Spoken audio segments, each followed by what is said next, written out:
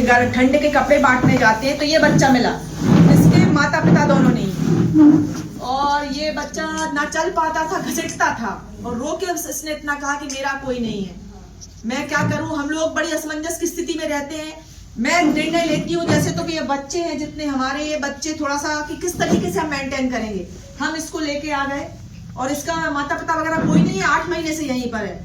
माननीय कलेक्टर महोदय जी वो आए वृक्षारोपण के लिए, और महोदय जी ने जब इसको देखा तो ये रो पड़ा।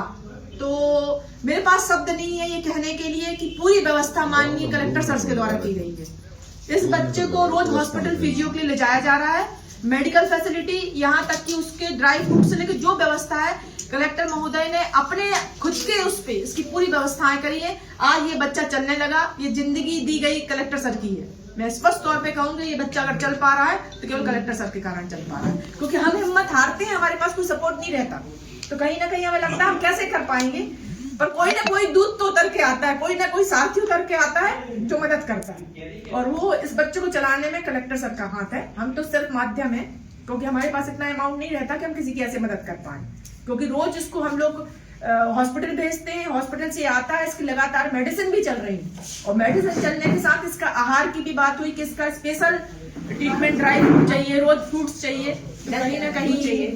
इसकी पूरी व्यवस्था कलेक्टर सर के द्वारा दी गई।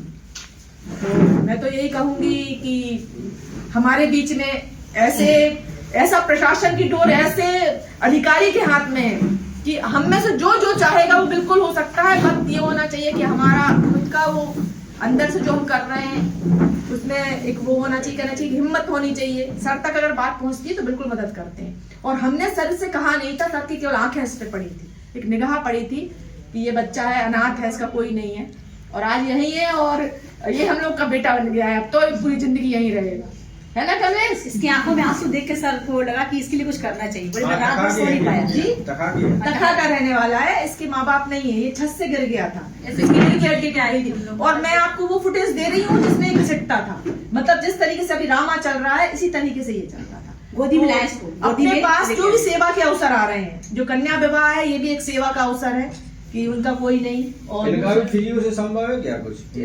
इसको अभी भैया हम लोगों ने भी दिखाया नहीं, जो सच है इसको तो हमने दिखाया है, क्योंकि ये अभी इसको आए 1 महीने हुए हैं, और ये कन्या विवाह में हम लोगों की इतनी ज्यादा व्यस्तता चल रही थी कि थोड़ा सा फ्री हो जाए, 15 तारीख तक फिर इसको दिखाते हैं। तो अपन ने ये है अपन